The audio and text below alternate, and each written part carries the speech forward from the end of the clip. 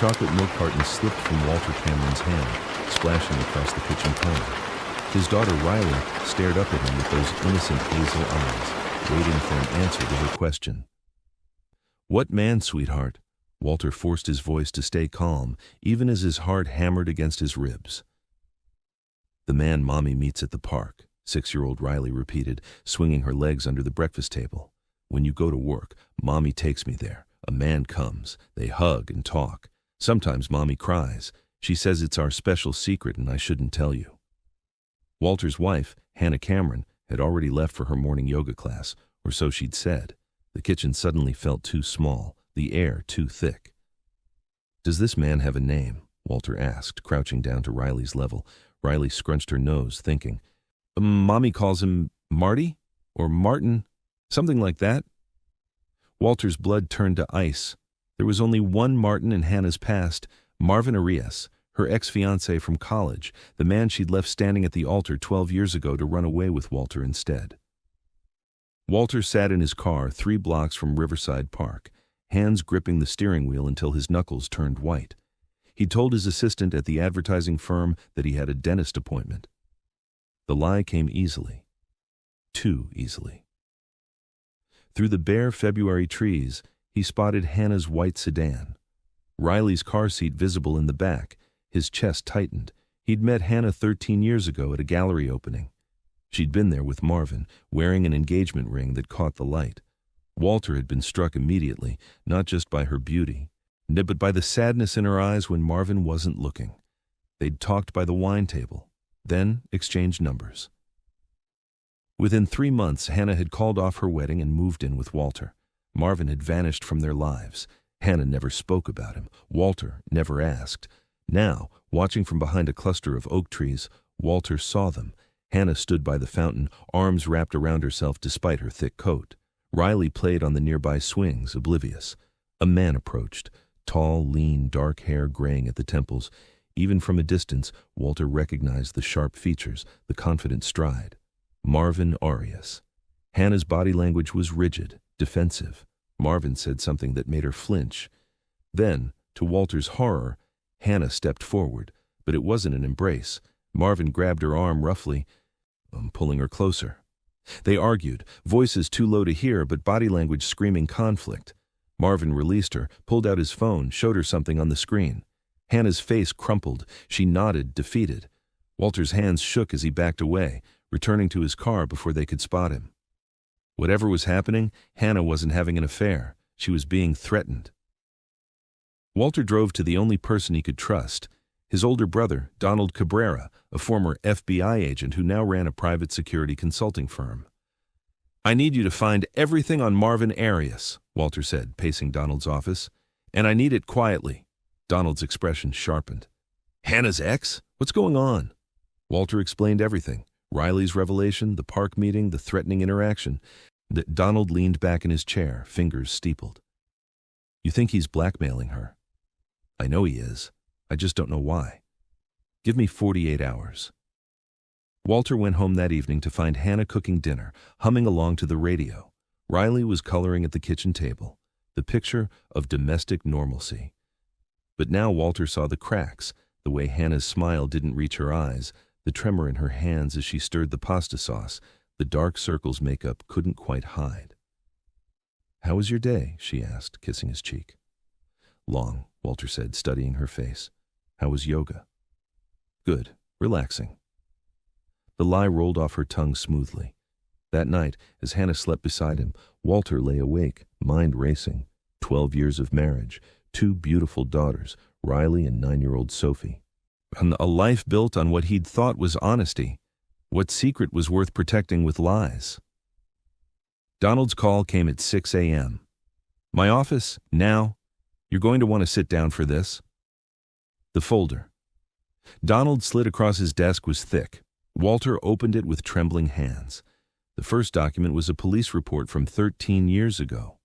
A woman named Velma Glover had been struck by a car and killed in a hit-and-run 2 blocks from the church where Hannah and Marvin's wedding was supposed to take place. The case had gone cold. The second document made Walter's stomach drop. Velma Glover was Marvin's aunt, the woman who'd raised him after his parents died. Keep reading, Donald said grimly. There were text messages recovered from an old phone database, messages between Hannah and Marvin from the night before their wedding. Hannah begging Marvin to call it off, Marvin refusing, saying they'd work through her cold feet, Hannah saying she'd met someone else. Then, messages from the day of the wedding. Marvin's aunt was supposed to pick up the wedding cake. She never arrived.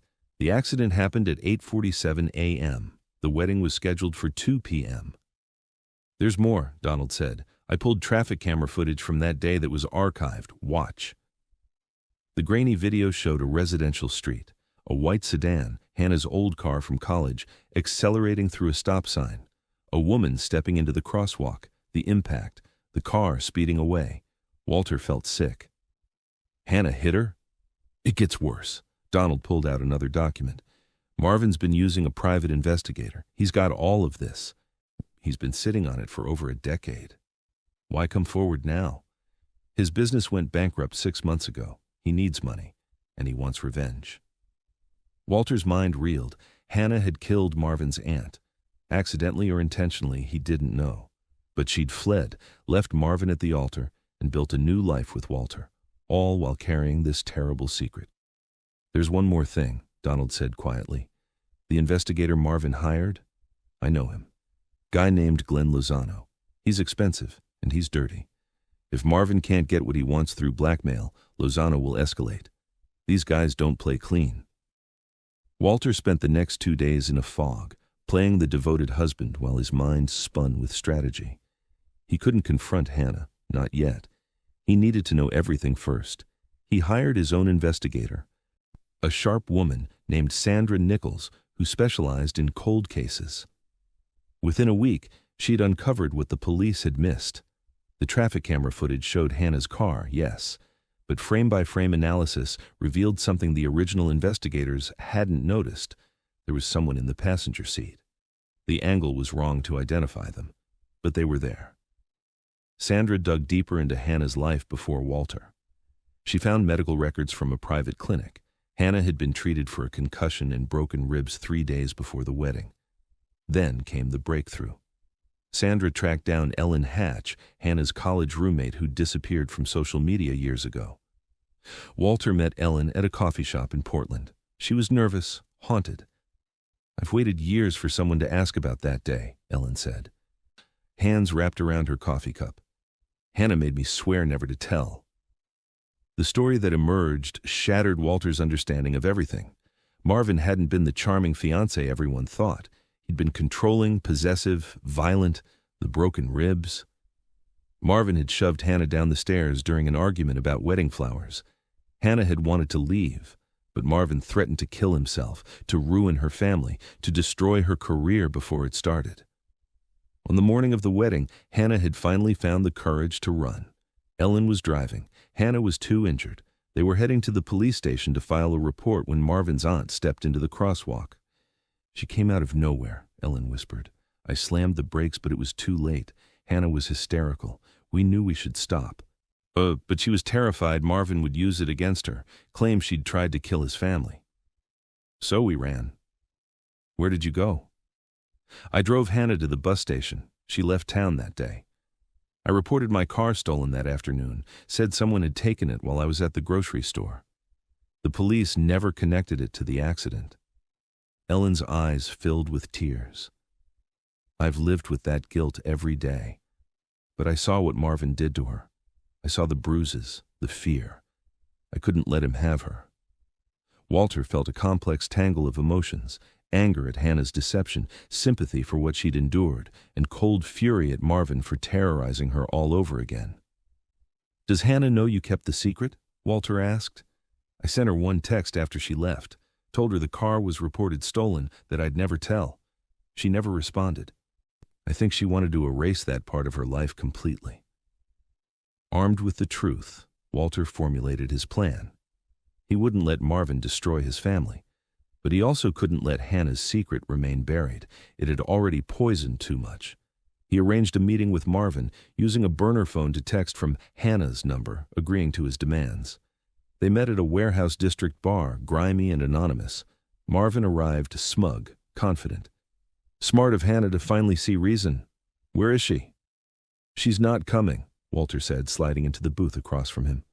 I am. Marvin's expression flickered, surprise then calculation. The devoted husband. Does Hannah know you're here? Does Glenn Lozano know you're about to lose everything? Walter countered. Marvin's eyes narrowed. Oh, careful. Here's what I know. Walter laid out photos on the table. You abused Hannah for 2 years. You put her in the hospital.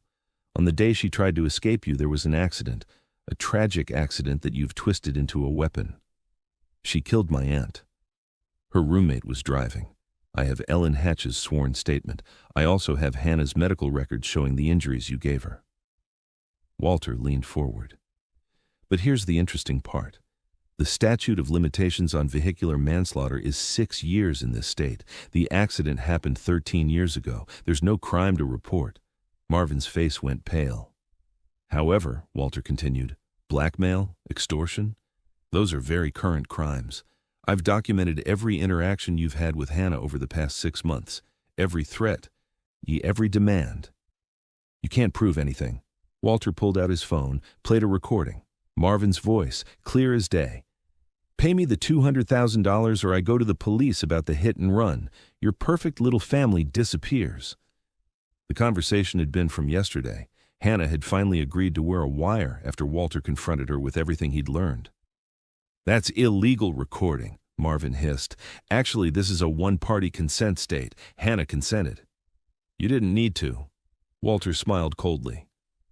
My brother's FBI contacts are very interested in your activities, so is the local DA. Turns out you've been running this game on 3 other people, all former partners you abused.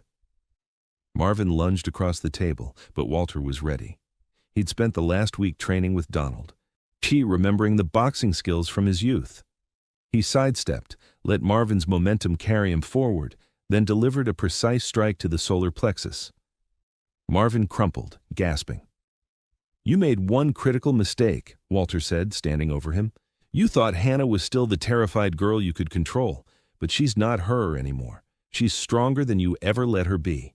And you forgot she has people who actually love her, people who will fight for her. Donald emerged from the shadows with 2 police officers. Marvin Arias, you're under arrest for extortion, blackmail, and criminal threatening. The fallout took weeks to settle. Marvin was charged with multiple counts across 3 states. His blackmail operation had been extensive. Glenn Lozano, his investigator accomplice, turned state's evidence to avoid charges. Hannah sat across from Walter in their living room, the girls asleep upstairs. She'd been crying for an hour. I should have told you, she whispered, from the beginning. Yes, Walter said honestly. You should have, but I understand why you didn't. Do you hate me? Walter took her hands in his. I'm angry you didn't trust me with the truth. I'm devastated you carried this alone for so long. But hate you? Never. You were a victim who made a desperate choice. That doesn't make you a monster. Ellen was driving, but I told her to run. The guilt is something we'll work through, together. Walter's voice was firm. But Hannah, no more secrets, not ever. If we're going to survive this, we do it with complete honesty. Hannah nodded, tears streaming down her face. I'm so sorry. I know. And we'll get through this. They started therapy, individual and couples. Walter learned about the depth of Marvin's abuse, the PTSD Hannah had never addressed, the shame that had silenced her for over a decade. Hannah learned to trust again, to share her burdens instead of bearing them alone. 3 months later, Marvin was sentenced to 8 years in prison. At the sentencing, Walter held Hannah's hand as she read a victim impact statement, not about the accident, but about the years of abuse that had led to it. You tried to break me, Hannah said, her voice steady and strong. You almost succeeded, but I survived. I built a beautiful life. And now, finally, I'm free of you. That evening, Walter and Hannah sat in their backyard while Riley and Sophie chased fireflies in the dimming light. The summer air was warm, peaceful. Me, Daddy, Riley called. Look how many I caught. Walter walked over, admired the jar glowing with tiny lights. That's amazing, sweetheart. Riley looked up at him seriously. Daddy, I'm sorry I told you about the park. Did I get Mommy in trouble? Walter knelt down, brushing hair from her face. No, baby. You did exactly the right thing. You should never keep secrets that make you uncomfortable. And you helped Mommy more than you know. Really? Really? You're very brave." As Riley ran off to show her sister, Hannah joined Walter on the porch steps. "I was thinking," she said quietly, "maybe we should reach out to Ellen, thank her properly." "I already did," Walter admitted. "Invited her to visit next month. I hope that's okay." Hannah's smile was genuine, reaching her eyes for the first time in months. It's perfect." Walter pulled her close, breathing in the scent of her shampoo, feeling the steady beat of her heart against his chest. The road ahead wouldn't be easy. There were still sessions with therapists, still moments when Hannah woke gasping from nightmares, still times when Walter struggled with the weight of everything they had been through. But they'd survived. Together. And Marvin? He'd tried to destroy them with secrets and fear. Instead, he'd only made them stronger. The truth, painful as it was, had set them free. Walter had won not through deception, but through courage. The courage to face ugly truths, to fight for the people he loved, and to believe that honesty, however difficult, was always worth it. Riley's laughter echoed across the yard, pure and joyful. Sophie joined in. Hannah squeezed Walter's hand. This was victory. Not perfect, not unmarred, but real and hard-earned. And it was enough.